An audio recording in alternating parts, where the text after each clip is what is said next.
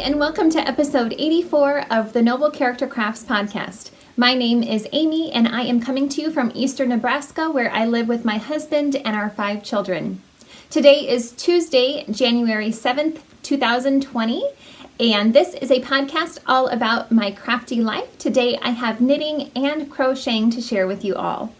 A huge welcome to any new or returning viewers. I really appreciate you joining me today, and I hope that you enjoy this episode. You can find me online on Instagram and Etsy at Noble Character Crafts. And you can also get in contact with me through my email at noblecharactercrafts@yahoo.com. I will have links to the places that you can find me in the description box below, as well as all of the show notes for this episode. I am excited to announce a new make-along that I am hosting over on Instagram, and it is called the Make 9 2020 Mal. And that is for you to join in the Make 9 challenge. This challenge was originally started by Home Row Fiber Company, I believe. And it is a challenge just for you to come up with a list of 9 items that you would like to make. I know I've seen lots of sewing projects on boards, on Make 9 project boards. But of course, also knitting and crocheting are encouraged. I believe that really though, as far as the challenge that was originally made for the Make 9 challenge, I think you could include any craft that you would like to make. For my make along, I am including any craft. So my make along involves you just making a grid of 9 pictures and posting it on Instagram with the hashtag Make92020Mal. And I would like you to post your grid of 9 pictures within the month of January. So no later, or it could be before. Some people have already posted their boards back in December, which of course is fine. If you just want to go back and add that tag onto your board to be involved in this make along, I would love that. And so anyway, if you would or if you have not made a board yet, go ahead and pick 9 projects that you would like to make in this year and put them together in a grid and post them on Instagram with the hashtag. And you can also, of course, just include the hashtag Make92020, which is the general one for this challenge. And but in order for me to see them for this make along, please include this hashtag. And so then it's just an encouragement for you all to go ahead and make all of those projects within the year. The way that you can participate is just by posting pictures of the projects that you're making. You are definitely not required to make all 9 things on your board. You don't have to finish anything, in fact. As long as you're making something that was on your board, you can post a picture on Instagram, and every post that you put on Instagram will be an entry for a prize. I think that I'm planning to run this for at least 6 months. I may even go ahead and decide to extend it for the entire year of 2020, since that is the idea, to have the whole year to make these projects. So if you would like to join in, I would absolutely love to see what you are hoping to make. I know that some people don't really like making a plan for the year. I personally love making it. I think it's such a great challenge. I guess it's just my personality. I really like setting out a plan of what projects I would like to make and seeing if I can or cannot get them all done. Last year, I was able to make 8 of the 9 projects that I had originally hoped to make. In the end, I just ended up changing my mind about that 9th project. It was a sweater that I just decided I didn't like the style of it after all, and I decided not to make it. But I was really happy that I was able to make 8 of the 9 projects, and so I am hoping to encourage you all to do that as well. So I would love for you to join me in this make-along. And please feel free to let me know if you have any questions about it. I have gotten a few questions about how to make a Make 9 board. And I personally use an app on my iPad, which is called Pick Collage. And that is a free app that I downloaded on my iPad. And so then I'm able just to take screenshots of the different patterns that I want to make. I edit them and crop them to a square image if they're not already. And then I'm able to upload them or post them or paste them onto a grid using the Pick Collage app. And then that, that can save a picture. Once you're done with that grid of 9 pictures, I can save that to my pictures, and then I can upload that onto Instagram. But if that's just hard for you to figure out, please feel free to send me a message either on Instagram, on Etsy, or through my email, and I'll be glad to try to help you as best as I can through messaging. So I hope that you all are able to participate if you would like to. And again, I would just love to see the projects that you are hoping to make this year. I have actually made 2 different boards that I will be sharing the projects from those at the end, near the end of this episode. But I've actually made 2 boards, one for my personal projects that I want to make for myself, and then another board of gift projects because I absolutely love gift knitting, and so that I wanted to make a separate board specifically for gifts. So it's not necessarily intended, of course, you're just supposed to make 1 board, but I just wanted to make 2. So anyway, again, I'll show that near the end of the episode. So today I have a few finished objects to share with you all that I am super excited about. The first one you can see, I am wearing the Sophie cardigan, which is a beautiful design by Jennifer Wood that I was able to finish last time I recorded. I just had a few rows on the neckline to finish before it was complete, or so I thought. I ended up finishing that, I believe, the same day that I recorded my last podcast. I finished knitting it, blocked it, and laid it out, to dry. And once I tried it on, once it was off the blocking mats or done blocking, I was really unhappy with how the fit was. I actually recorded a little video of how it fit, and I will insert that here. So here is my sweater before altering it. I just took it off of, I just finished blocking it. And this is how it is fitting, and I'm just really unhappy with these side sections here.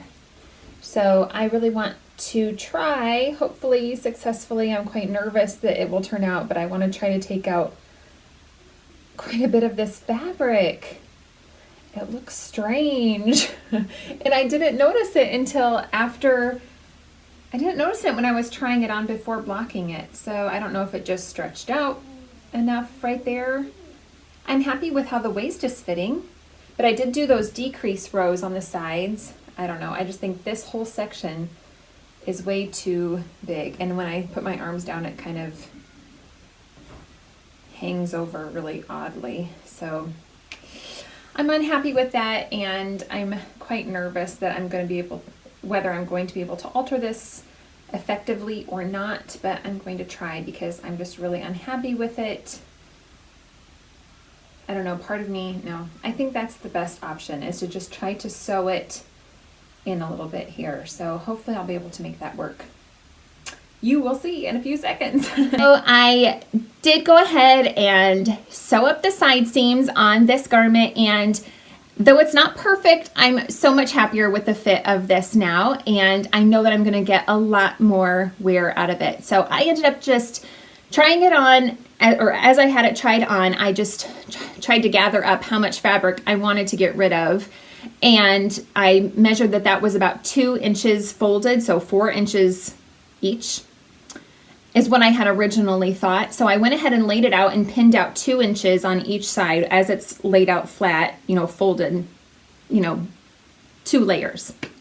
I pinned that out, and I used my walking foot on my sewing machine and just sewed. I actually started at about right here on the sleeve and just sewed at an angle like this. I should have taken a little footage of it sewn, but I didn't.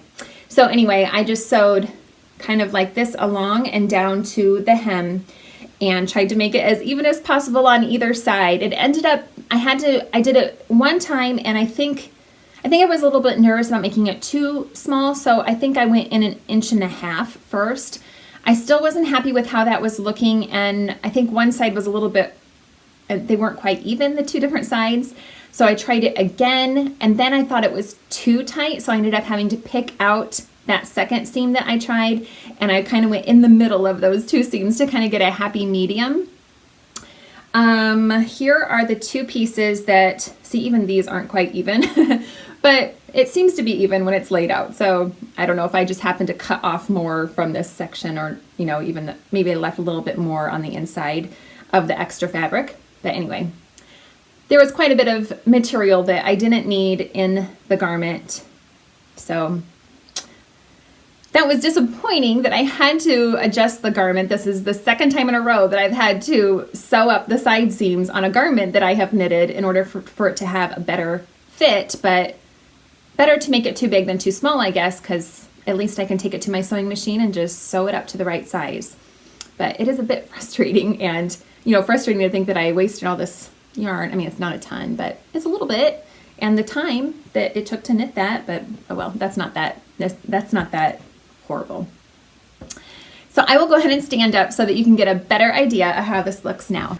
So here we are. You can see that these side seams are much more fitted now, and I'm much happier with them. I do kind of wonder if it's maybe, I did notice that the cabling kind of goes out around my bust line, but I think it's more flattering this way. I'm happier with it this way. So the side seams are not perfect, but again, nobody is really gonna probably pay attention to those side seams, and as long as I'm getting more wear out of it than I would have normally, I'm happy with it. So you can see the beautiful cabling along the front here, along each sleeve, and across the back. And I love it. I'm super happy with it. I did make some modifications to the original pattern. It's knit from the top down. You start with some saddle shoulder pieces and then join them to start knitting the top part. I followed the pattern exactly until I got to the waist. Well, about right here, I added some waist shaping that I have now ended up sewing off. So that was kind of not necessary in the end. But anyway, I had done a few rows of decreases along the sides right here before I started the ribbing. I shortened the length of this cardigan by quite a bit. It's supposed to be a more, I don't know, regular length cardigan to hit around the hip more, but I have cropped it. And then the sleeves are supposed to be 3/4 length, and I lengthened them. So I'm super happy with how it is fitting now.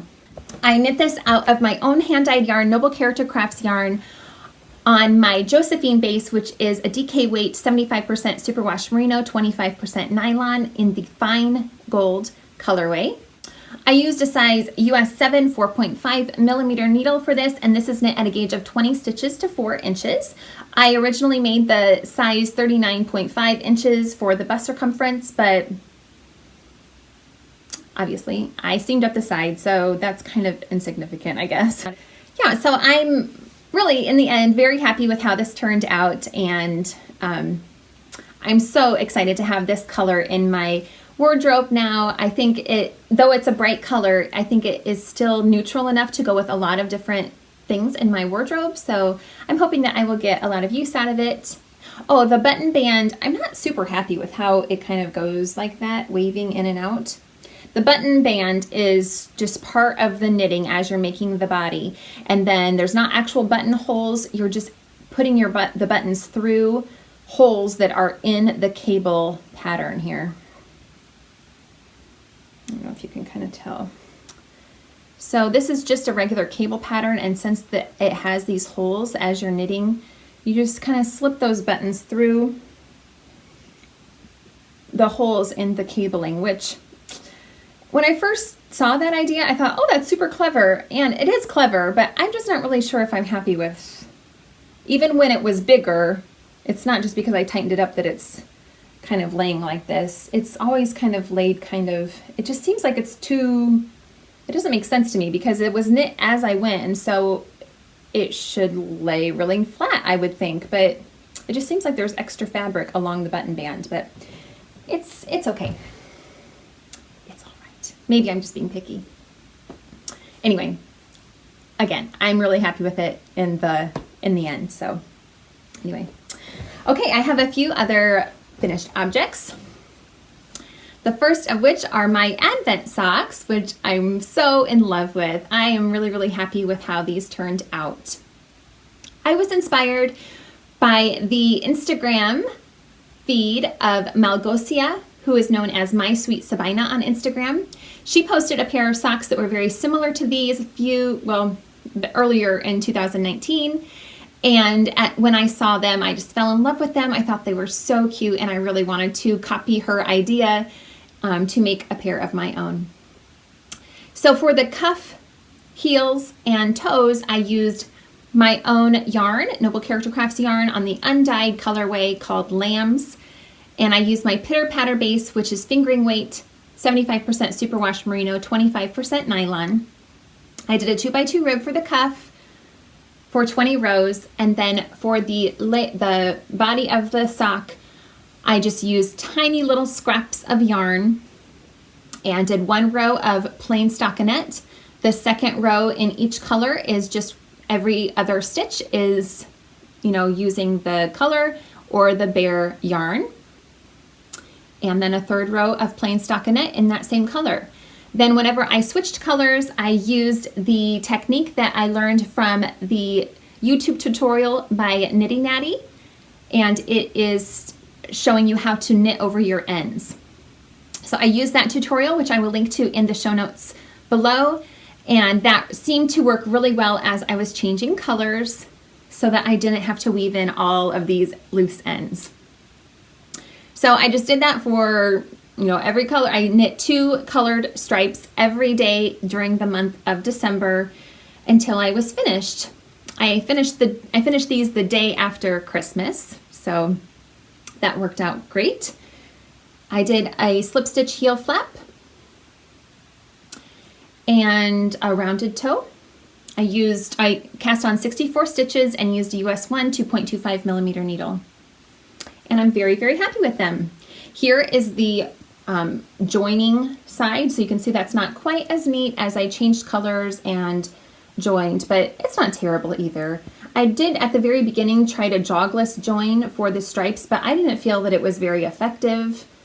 If I remember right, I think it was around this purple stripe that I stopped doing that jogless join, and I didn't really think that it was making much of a difference. So I don't think, even though that's not nearly as pretty as the other side, it's not terrible. And I just think that they are so cute. I love them so much. And this isn't the first time that I've made a pair of colorwork socks. This is the second time I've made a pair of colorwork socks.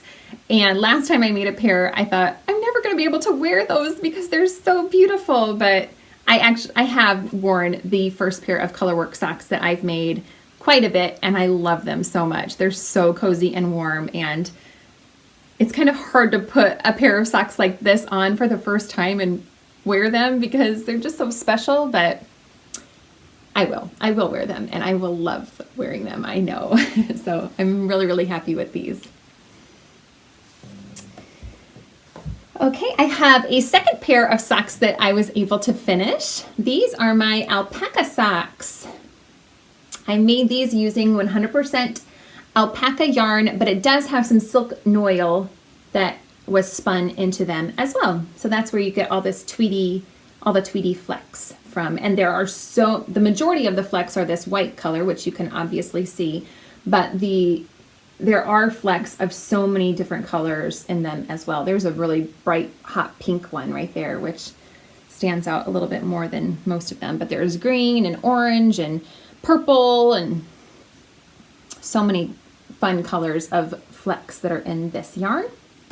It is a DK weight yarn. I cast on 48 stitches, and I did a 2x2 ribbing for the cuff and really a 2x2 ribbing throughout the majority of the sock, but I did add a cable to the front of the sock, which in this yarn it doesn't show up very easily, but I will go ahead and take it off the blocker so that you can kind of see it maybe. I used a cable that I found in the Knitted Cable Sourcebook by Norah Gaughan. It was cable chart number 57, which is called the Mega Rib Braid. Yeah, it's really hard to see it on camera and probably in person too, but it does show up easier in person, I think. Anyway, I just wanted to add a fun cable to the front of them. And yeah, I just am really hopeful that these will wear well and that they will keep my feet extra warm in the winter. So I did a heel flap again on these and a rounded toe as usual for my socks. I used a US 2.75 millimeter needle for these, and I love them. I'm really nervous that they're not going to wear well. I'm afraid that after I wear them for a few times, they're going to make a hole, but I was originally inspired to make these after watching one of Joji Locatelli's journals, where she described that she had had a pair of alpaca socks for quite a while that had kept up so well over the years. And she was making herself a second pair. And so then I was inspired to try making a pair because I have had this alpaca yarn in my stash for a number of years and didn't really know what to use it for because I can't stand alpaca around my neck or anything like that. It's just too itchy for me. But I don't think it'll bother me around my feet, or my ankles. So hopefully I will love wearing these and get a lot of use out of these as well. And I have also made a lot of dishcloths. So I've finished, I don't know how many, 5, 10, 11 here. I am just trying to use up all of the cotton stash that I have on hand. I should show these because these are all the same kind of yarn. Here's a little stack. These are all Peaches and Cream cotton yarn. I am using the free pattern that I found online called Grandmother's Favorite Dishcloth. I will link to the website that has this free pattern listed on it. There is not a designer listed for this pattern. I do change the pattern in that I increase the stitches before I start decreasing. The original pattern I think has you go to 44 stitches and I go up to 52 stitches before I start decreasing, just because I like the size that makes. So they are all exactly the same. I use a US 6 4mm needle. This colorway is Orchid, and I have white, red, black. I have 3 in bright Chartreuse and 1 in bright orange. And yeah, I only have 1, 2, 3 more skeins of Peaches and Cream yarn left in my stash to use up. So that's kind of cool. I'm glad to get that yarn used up. I did go to Hobby Lobby and picked up some more cotton yarn just because I really love this cotton yarn, which is called I Love This Cotton.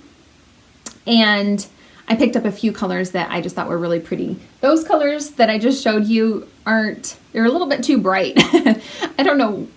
I mean, I've had them in my stash for so long, so I don't know what I had in mind when I first bought them. Maybe they were just on clearance. I'm not exactly sure, but they're just a little too bright for my taste. Especially, I like to have dishcloths for gift knits, and it's difficult to gift dishcloths that are so bright in color because it's just hard to match people's decor without having more neutral colors. Anyway, I picked up a few more colors in the I Love This Cotton yarn just to have as more gifts to give, and here are a few that I have made. These two are in the Antique Gold colorway, and this one I love is in the Warm Blush colorway. So again, they are just the same as the other ones. This yarn does seem a little bit thinner than the Peaches and Cream. It's a lot softer and a lot more easy on my hands. I really enjoy working with this yarn. So yeah, I am excited to finish up my Peaches and Cream yarn and make some more using this yarn because I have a few other colorways that I picked up at Hobby Lobby in this base. So I'm excited about that. I do have one other finished object that I'm super excited to show you all, so I will get that now. I was able to make another cardigan and it was so fast. I had originally planned to, well, when I had first started making my personal Make 9 list, I had this cardigan on that list. But after I finished the Sophie cardigan, I just cast this on the exact same day. So I probably was the last time I recorded, or maybe the next day after, I'm not exactly sure. But anyway, I cast this on right away as soon as I finished the Sophie cardigan. This is the Gigi cardigan, which is a pattern by Devin Ventre of Knitty McPurly. And I am so excited about this cardigan. I just absolutely love the fit of it. I love how quickly I was able to make it. I really am happy with this color, and I'm just super happy with how it turned out. So I made several modifications to this pattern. The first of which is the gauge. I changed that a little bit. The original pattern calls for a gauge of 17 stitches to 4 inches, and my gauge is 19 stitches to 4 inches, which I knew ahead of time because I had already used this yarn to make another cardigan.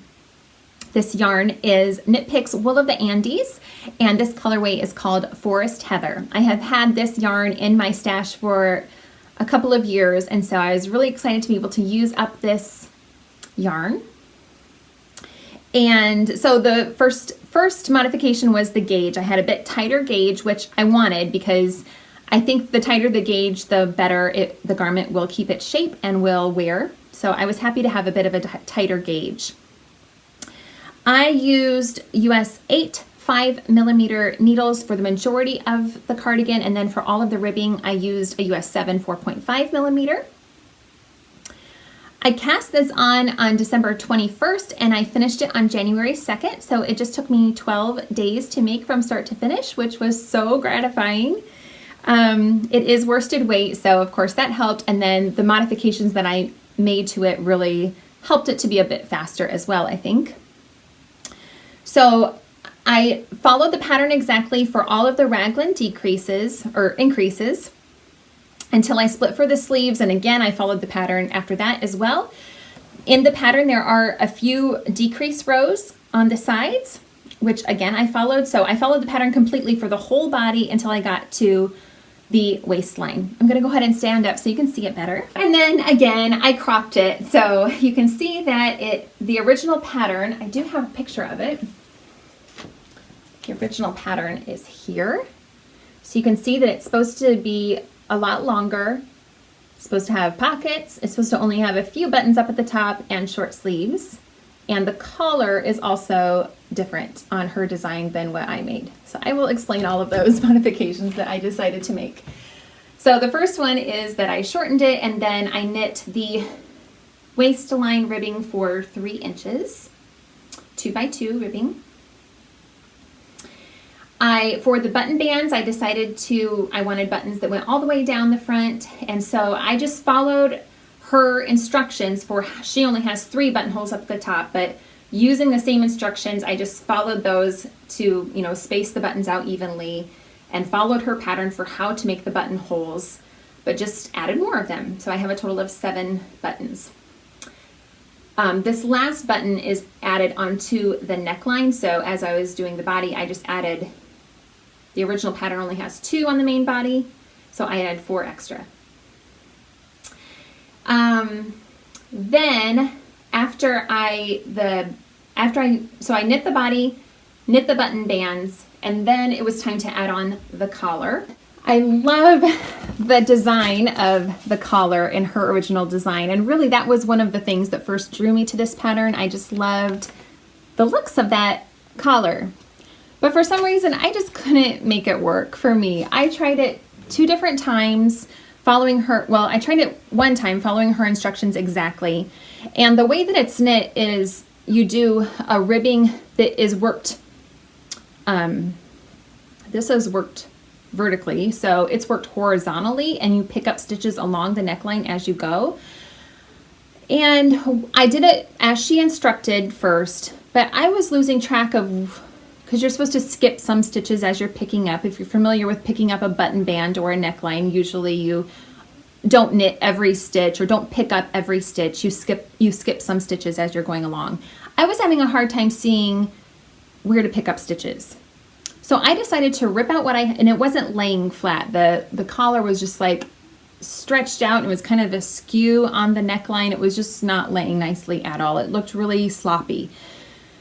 Nothing against the pattern. I'm sure it's just me. I just couldn't figure it out. The second time I tried it, I went ahead and picked up all of the stitches around the neckline in the fashion that she tells you, skipping so many stitches as she tells you in the pattern.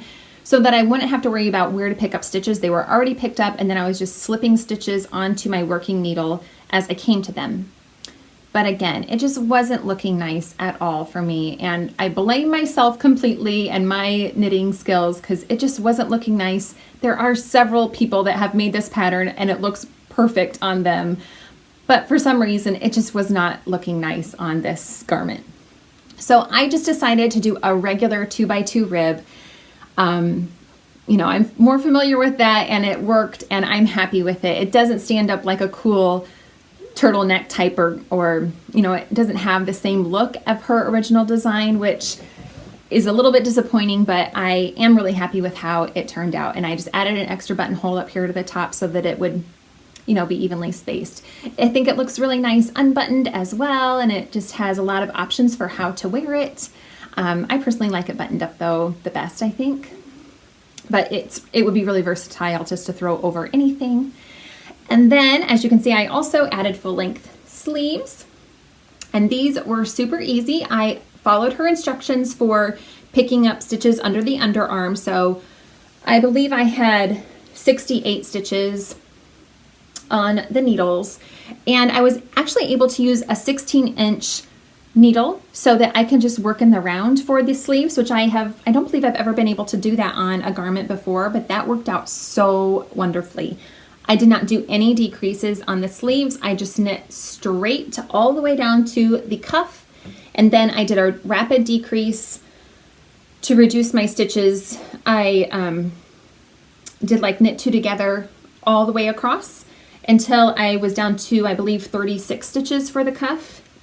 Yes, I reduced to 36 stitches for the cuff and then knit again a 2x2 ribbing for 3 inches for the cuff.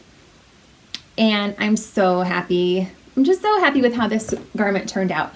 I had a few of these coconut buttons. They are 1 1/8 inch, I believe, coconut buttons. I just got them from Walmart. I had 3 of them in my stash, and so I just had to pick up 2 more packages. They come in 2 each to finish off this garment, which worked well. And I think they look really nice with the color of the yarn. So I love this. I can see myself maybe making this pattern again with these modifications. I'm just really happy with how this turned out. So I love it. And it was very gratifying to be able to make a garment that fits me nicely without me having to sew it. It was so nice. And again, it was just such a fast knit that it was so gratifying. So I'm really, really happy with this finished object. But that is all of the finished objects that I have for this time. So I will go on to my works in progress now. My first work in progress, I have moved to this bag, which I knit earlier last year. I forget the name of the pattern, but I will put it down below. It is a felted bag or purse. So I really like it, and it's nice and big to hold this pattern or this project, which is getting rather large. This is the Gradient Wrap, which is a pattern from the early fall 2019 Vogue Knitting magazine. It is this cover pattern. It is by Mary Lynn Patrick. And I am knitting this as a prayer shawl for my church's prayer shawl ministry. I am using a discontinued yarn by Lion Brand called Tweed Stripes in the Wildfire colorway. It is a bulky weight yarn, which is a modification from the original pattern. The original pattern calls for worsted weight yarn. And I am also modifying this pattern in that the original pattern calls for you to do 6 repeats of the pattern, and I'm only doing 4 repeats to make it a little bit more narrow than the original pattern, although it's bulky weight, so it kind of balances out in the end, I think. I am using the recommended needle size, which are US 8 5mm needles. All of the needles that I use are Chowgu red lace. This bird progress keeper is marking where I was last time I recorded, so I've been able to make a bit of progress on this project. And when I had originally started this project, I was a bit nervous about whether I would have enough yarn or not. But since I've been able to see how much one skein makes as far as how many inches it makes, I have figured out that this will end up being about 73 inches in length when it's completed. So I think that's a great length to be able to wrap around the shoulders comfortably, or even wrap a couple of times around the neck, I think, as more of a scarf. I really, really love the texture of this pattern. I think it's so beautiful. It is super simple, but I think very effective. And I think even in this yarn, I think it's just looking really nice. So I'm super happy with it. It's a very mindless project. I just have progress or stitch markers marking where the pattern changes for this pattern. So you can see go from a garter stitch panel to a ribbed stitch pattern, and you alternate, and that just, I think, makes a beautiful texture to this wrap. So super fun project to just take on the go. It's, like I said, super mindless, and I'm really enjoying it. I don't have anybody in particular in mind for this shawl. I'm just making it to have on hand for when anybody needs a prayer shawl. So that usually will go to somebody that is maybe dealing with a sickness, or maybe a death in the family, or some other hardship where they just need to have extra prayer or comfort. And this is just a way to show them that people are praying for them. It's just kind of a symbol of how our love wraps around them, and we are thinking about them and praying for them. So I like the idea and the thought of the prayer shawl, and how that is just a symbol of our church's love for one another. The next work in progress that I have to share with you is a blanket that I am crocheting. It is a scrappy blanket using lots of different bits of the extra cotton yarn that I have on hand from the dishcloths that I have made. So my dishcloths usually run between 40 to 45 grams each. And a lot of times, like the peaches and cream skeins are about 70 grams, I think. So it's not enough to make two. I do have enough to probably stripe a couple of dishcloths, and I probably will, because I don't think I'll probably need all of this yarn, depending on how big I make the blanket, but we'll see. Last time I showed this to you, I had done 2 rows of squares, and now I've added a 3rd row. So last time I recorded, I had the top 2 rows done, and now I've added this 3rd row. And I love it. I think it's so super cheery and fresh looking. I'm really happy with how it's turning out. This is all worsted weight, 100% cotton yarn. I'm using a boy hook, which is by the Crochet Dude, and it's an H 5mm hook. I really like this a lot. The yarn that I'm using for the border, I got a big cone of Lily Sugar and Cream, and it's in the ecru colorway. Is that right? Soft ecru. Ecru? Soft ecru. And then for the middle, I'm just using scraps. The middle sections. It's just a regular, to my mind, just a regular granny square. So clusters of 3 double crochets each, and then I chain 2 for the corners. I am joining the squares as I go by doing slip stitches into the chains, or the space in between the clusters across from where I'm joining them. And that works out really well, and I'm able to crochet over a lot of the ends, so I don't have too many ends to weave in when I'm done, hopefully. Right now I'm making this kind of a baby blanket size. That's kind of where I'm leaning towards, is just making this a baby blanket size. Again, for our church, part of the prayer shawl ministry is that we also like to gift baby blankets to families that have just had a baby. And so I will, again, I don't have anybody in mind, although there is a lady at my church that is expecting in March. So maybe it will go to her, and she is having a girl, which this would be probably most appropriate for a girl with these colors. Again, it doesn't really matter if it goes to a boy or a girl, but you know, it would probably be fitting for a girl, so that might work out. But anyway, this would be a nice width for a baby blanket. And so I'm going to probably just go ahead and make it into a baby blanket size. I do love it though. I wouldn't mind keeping it if it was larger for myself, but we'll see. I could probably make several with all of the cotton scraps that I have on hand. Anyway, I really am enjoying it. It is so fun and cheery, especially to make in the winter time when the colors aren't quite as cheery outside as they are during the other warmer months. I just have this in a basket that I got from a thrift store. My next work in progress is being held in this Japanese knot bag that my friend Tina made for me, and inside is a project that Tina gave to me. Tina's mom passed away in 2019, and she has been going through her mom's things in her home, and she came across this work in progress that she believes that her grandmother, Tina's grandmother, started. And it had all the yarn, it had the original needles. Here's some more of the yarn. It is Red Heart Baby Wind Tuck in the pastel green colorway. I'm not 100% sure the weight of this yarn. It just says 3-ply. It's 100% Orlon acrylic fiber. It's ancient. You can see the label here.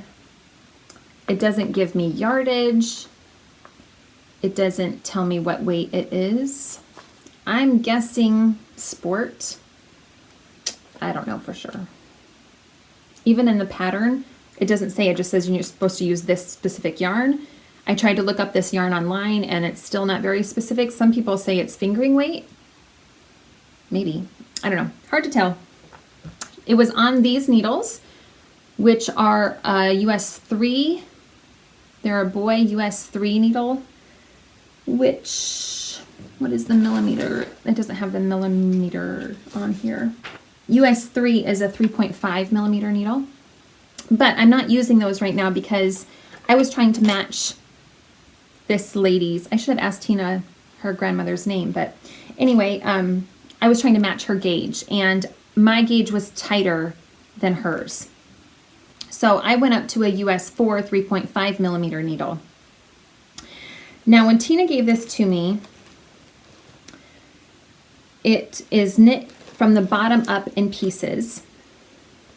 The body of the cardigan, oh, I'm sorry, I didn't show you what I'm making. It came with this book, this little booklet that has several different patterns in it. And the pattern that her grandmother had started is called the Knit Garter Stitch Sack. And here is a picture of it. It's very sweet. And from what I can figure out as far as this needle size and everything, is that she was making the smallest size, which is a 6-month size. The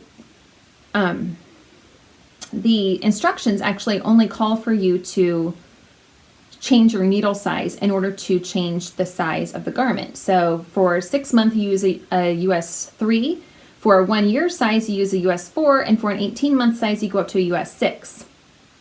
But there is some different measurements as far as the length and so forth. So I figured out that she was making the smallest size. She had already had the body done up to where they tell you to put the stitches on hold. And then she had one sleeve done, which was this one.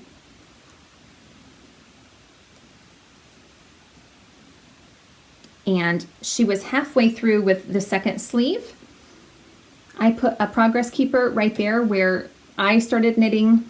Don't look too closely because her grandmother was a much neater knitter than I am. And her stitches are just so much nicer than mine, which hopefully won't be too noticeable once it's all done, but yeah.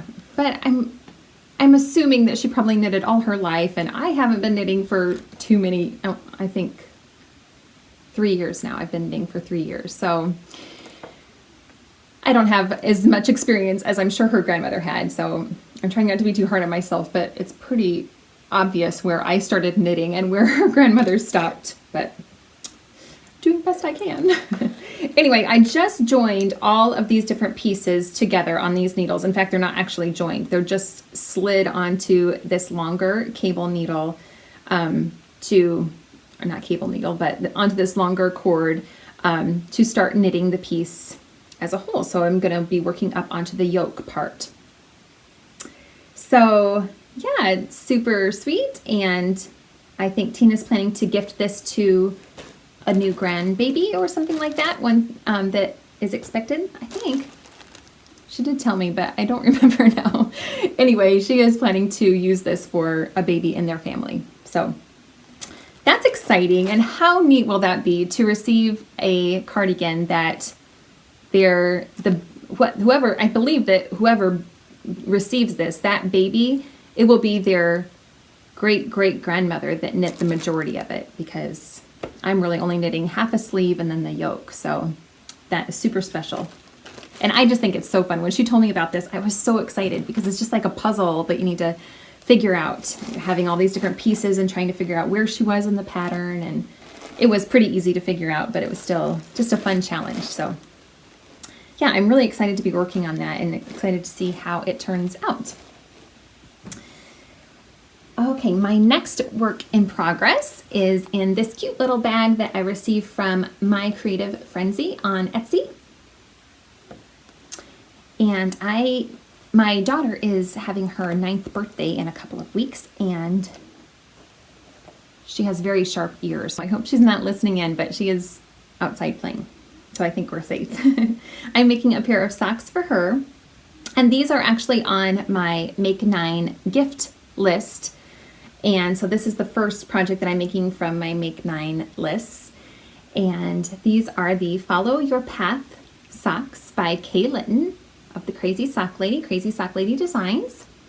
And this is the second time that I am knitting this pattern. I recently finished a pair of this same pattern, which I showed you on my last podcast, I believe. And I couldn't say, but I was actually knitting those out of my Thanksgiving colorway. And I couldn't mention it, but I was actually making those for Tina for a Christmas present. I couldn't say that because she watches this podcast sometimes, and I didn't want I wanted it to be a surprise. So I didn't mention that I was making them for her, but I gifted them to her for Christmas and she loved them. And so I was so excited about that. But anyway, I'm making these for my little girl who's turning 9 in a couple of weeks.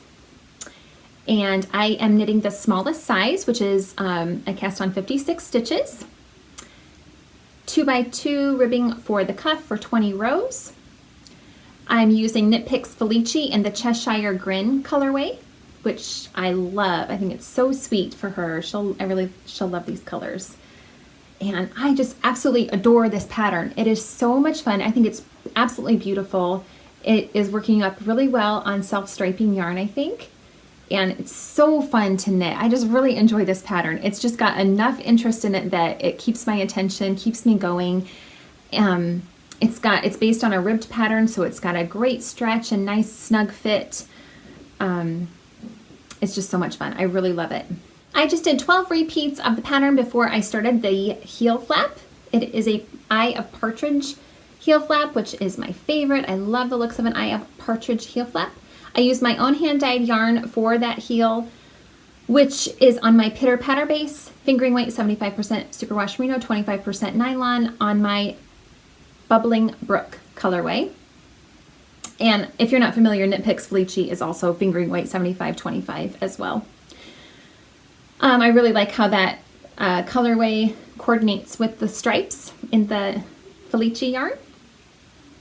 And right now I am on the gusset decreases. So I just about halfway through the decreases.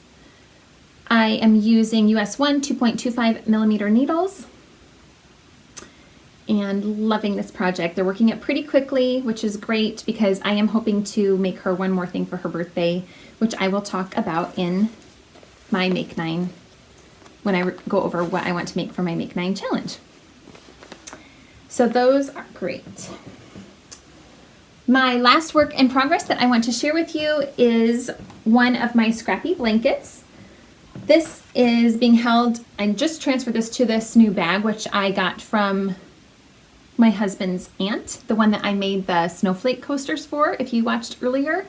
When I dropped those off to her, she had this bag that she said, hey, can you use this bag? And I was like, yeah, that's awesome. It's felted and really nice and sturdy. I threw it in our wash machine just to wash it up, and it washed really well. So it's working perfectly for this blanket because it is getting pretty large. This is the Excavation. The pattern is called Excavation by Jana Pehota. And I started this a long time ago, and I cannot show it to you in its entirety. It won't spread out all the way on these needles, even though I think this is the longest cable that I can get from ChowGoo. Anyway, oh my, let's see. Can you kind of get an idea of its entirety here? Yeah, kind of. I really love how it looks. I think it's so awesome looking. So you can see all this fringe along this one side. You start on that edge, you leave a tail, you increase, knit all the way across to the other end, increase again on this end and knit it back, and then leave a long tail and cut it off. I am using this kind of as a memory blanket every time I finish a project using fingering weight yarn. If I have enough left over, I add it to this blanket,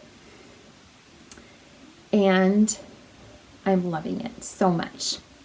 There's a progress keeper there, which marks where I was the last time I showed this on a podcast, which was a long time ago.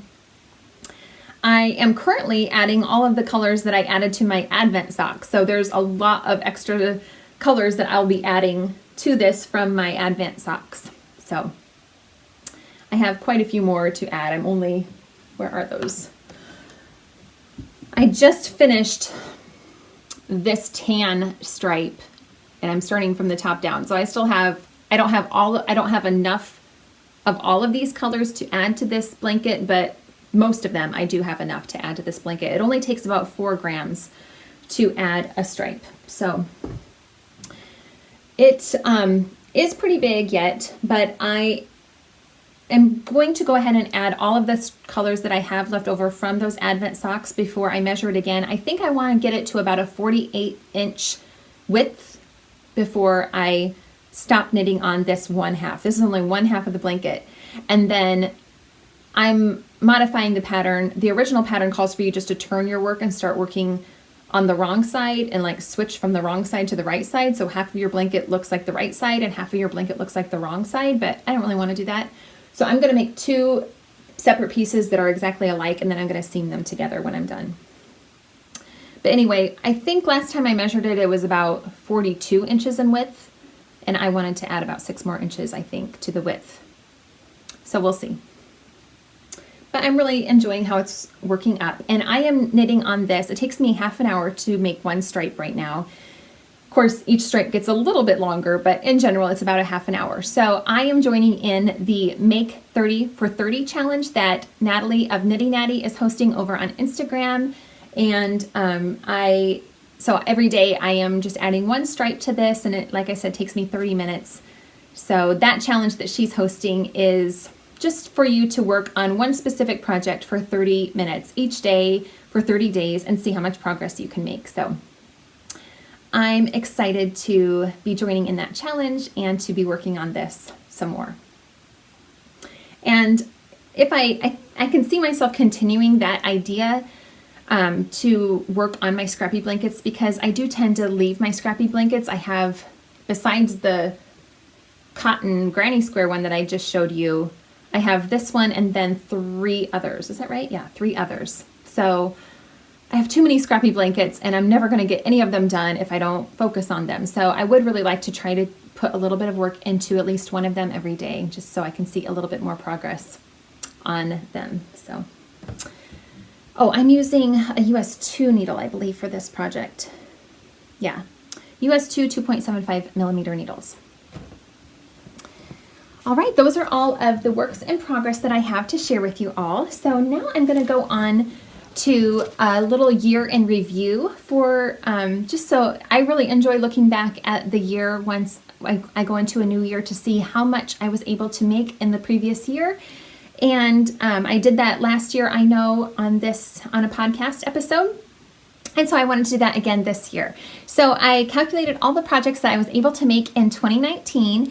And from what I calculated, I have made 93 total projects, which is awesome. I was so surprised by that. Now, a lot of the projects that I have made are small. I counted up all the dishcloths that I had recorded. I made several coasters and smaller projects. So the total is a bit deceiving because it makes it look like I made so many things, but so many of them were really small projects. But I just wanted to go ahead and total up everything.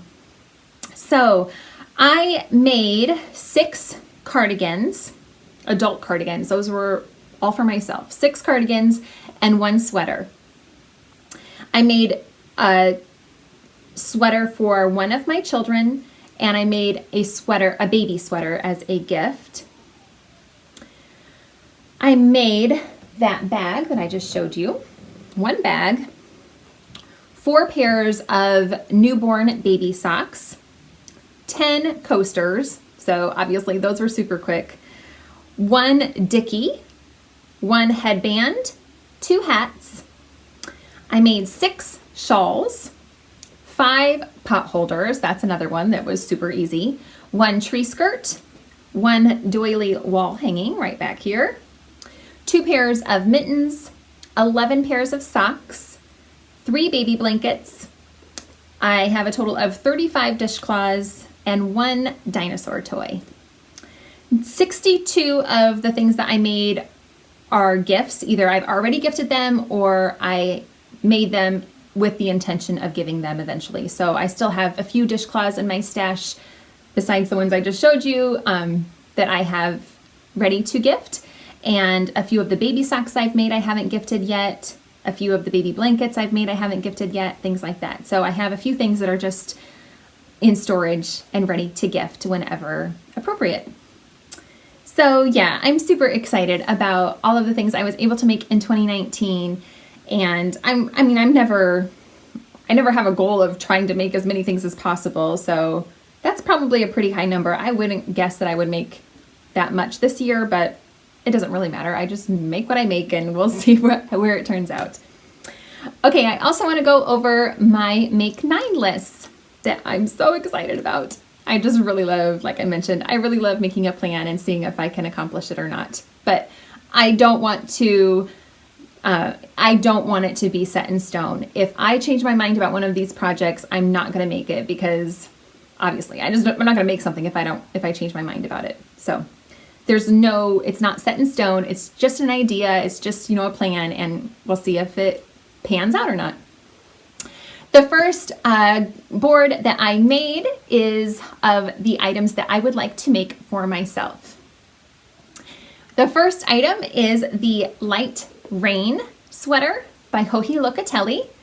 I am planning on cropping this sweater as well. The original pattern lays below the hip, or maybe I don't know. It goes below the waistline, kind of more on the hip.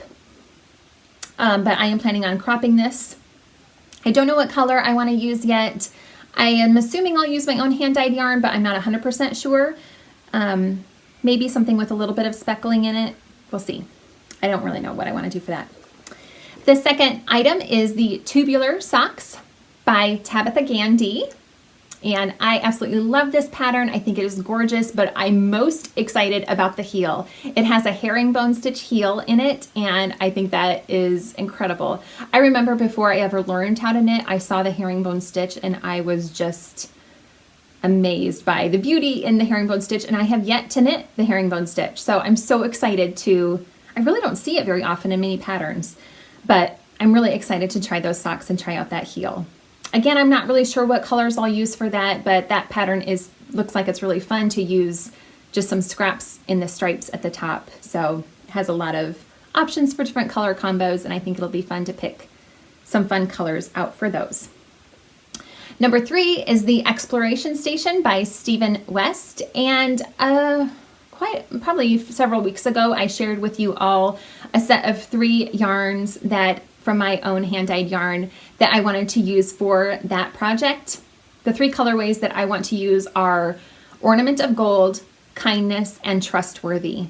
I'm not sure I'll try to insert those 3 on the screen so that you can kind of get an idea of what colorways I'm planning to use for that shawl. Number 4 is Outline by Beta Jizik, who is part of Hedgehog, or is the owner, I believe, of Hedgehog Fibers. And that is a shawl design that I actually started knitting last year using my scraps. The scraps that I got from, or the Advent minis that I got from a couple of swaps I did last year.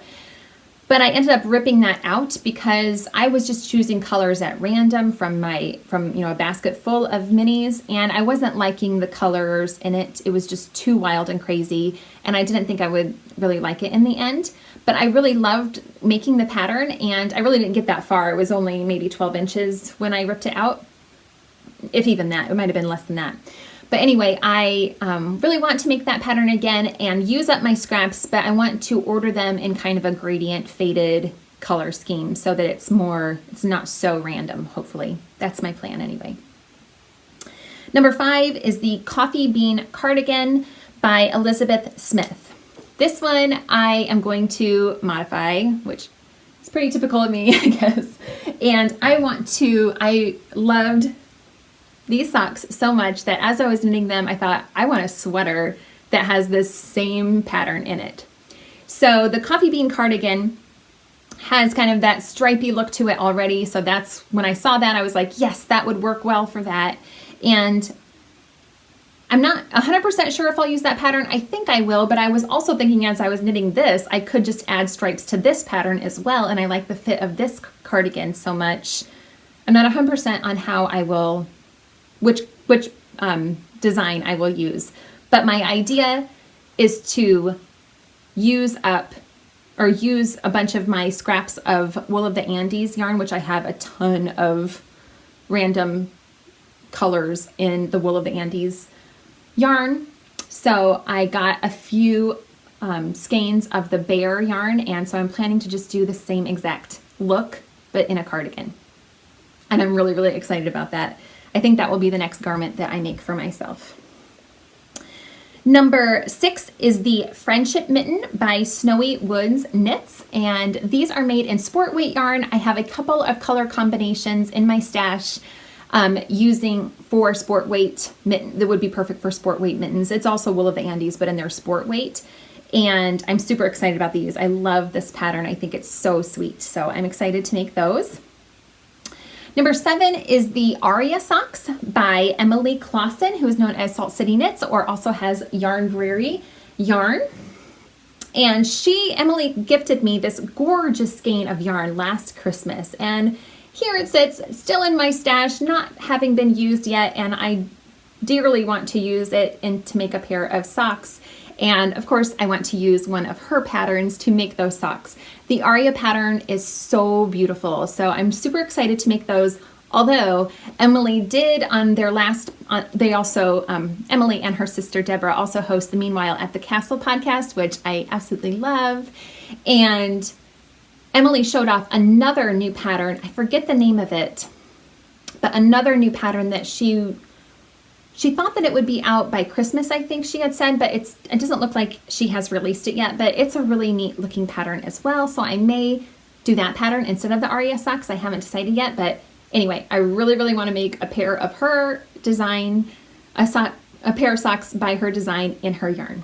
So that's my plan. Oh, this is on her classic sock base, which is 75% superwash merino, 25% nylon, and it is in the Snowflakes colorway.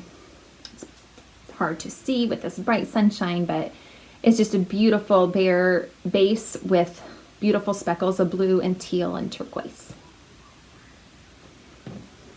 So I'm excited for that.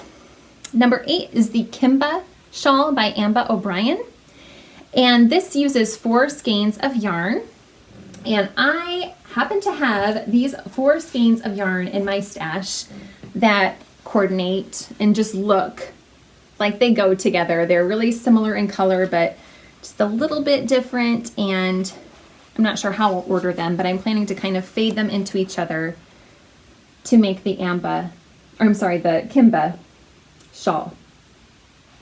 So these two I received just a few, I don't know, maybe a month ago or so from one of the podcast viewers, Adriana, and she used to dye yarn. So this is her old business, which is called String to Stitches Yarn. And this is on her It's Fall Y'all colorway. And this has gold stellene in it. And it's called Autumn Breeze Fall Leaves. These are all fingering weight. This one I have had for over a year. Is that right? Maybe 2 years. Anyway, I've had this for a long time. This is from Maker's Haven, and this is on her Vintage Christmas colorway.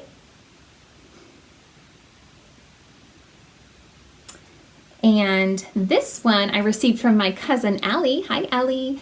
And this is a beautiful skein from a company called Armful of Wool, and that is a company out of Iowa, which is where I'm originally from.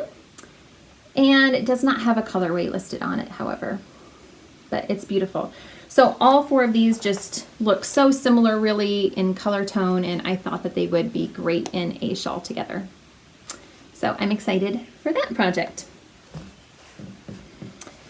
And last on my Make 9 list for myself is the Ladies Autumn Whirlpool Sweater by Natalie Pellick. I want to knit this in my own hand-dyed yarn in my Vineyard colorway, which is a deep burgundy color, and I'm hoping to add beading to the yoke of the pattern, which is not in the original pattern, but I have only knit one other project with beads in it, but I really love the process, and I'm really hoping to add some beads to the yoke of that sweater. I think it would be beautiful. Okay, on to my Make 9 list for the gifts that I would like to make this year.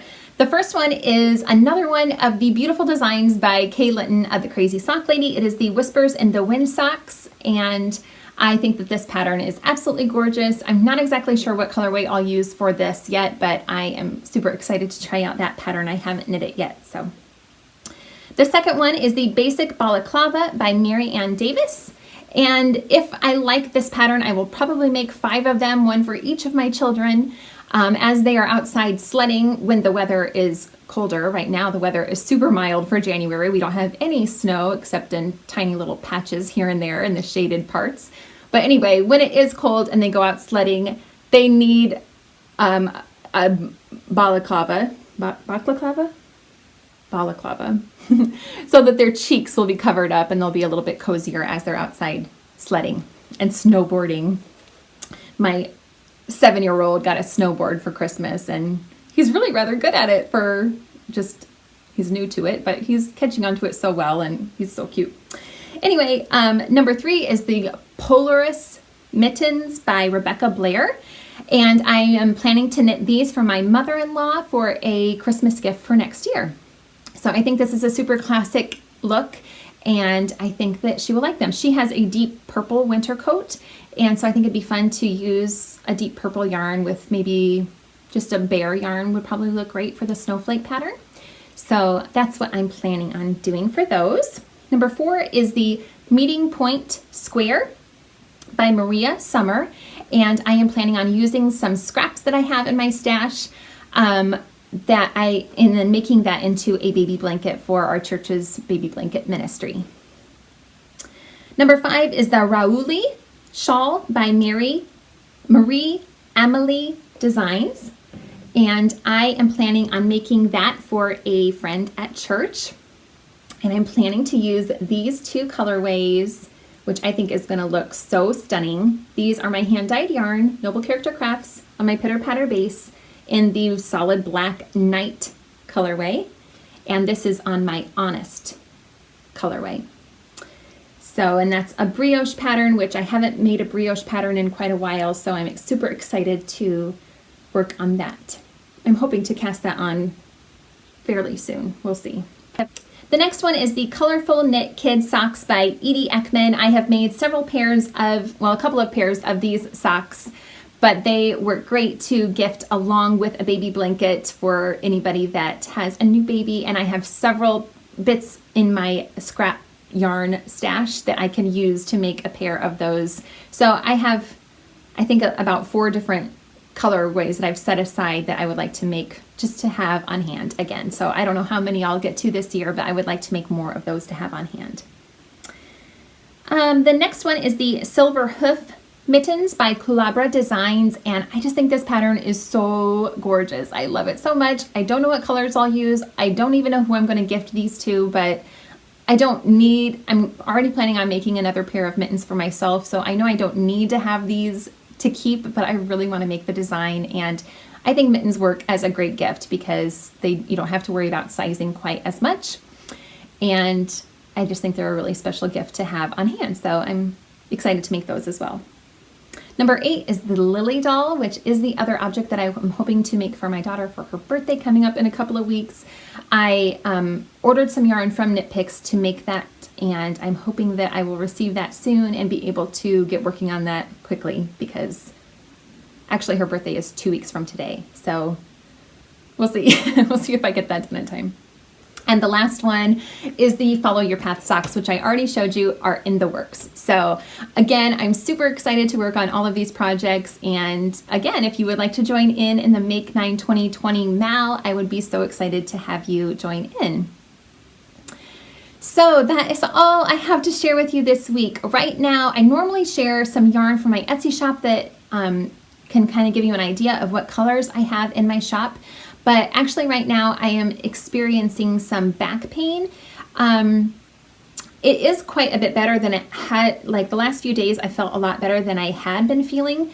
But when I dye yarn, that really can aggravate my back quite a bit. And so right now, all that is in my Etsy shop are yarns that I have already dyed up. Typically I have all of my colorways available on all 9 of my bases, and I pretty much am always dyeing I make to order. You know, I dye the yarn to order. So when I receive an order, I go ahead and dye that yarn and then mail it off as quickly as I can.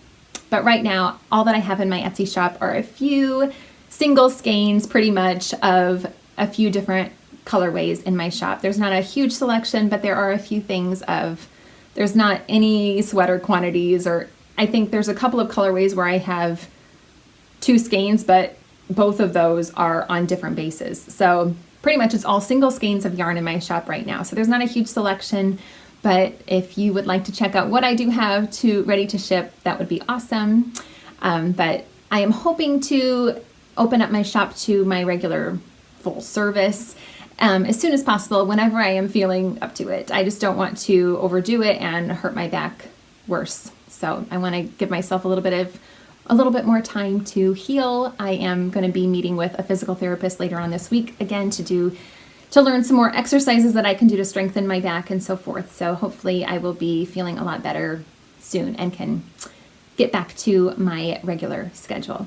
We had a wonderful Christmas, a wonderful New Year's.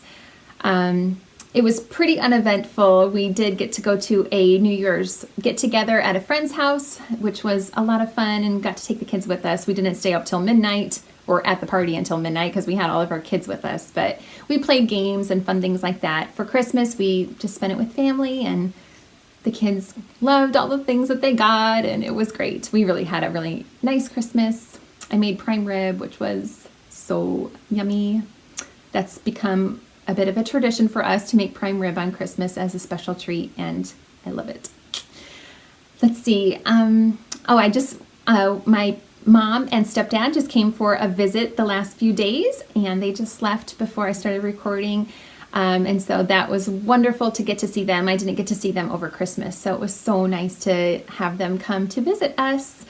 And yeah, it had been a while since we had gotten to see them. We hadn't seen them since September, so it was so nice to have them come for a short visit. So I think that's pretty much it. Like I said, the weather here has been super mild, so our kids are outside playing right now and loving the nice weather that we're experiencing. So I hope that you all are doing well. I hope you all had a great Christmas and are enjoying the new year, and I just wish you the very best for this new year. And I hope you all have a great couple of weeks ahead until I record again. Thanks so much for joining me. If you did enjoy this episode, please feel free to give me a thumbs up and subscribe to my channel. I would appreciate that so much. Thanks again for watching, everybody. Bye.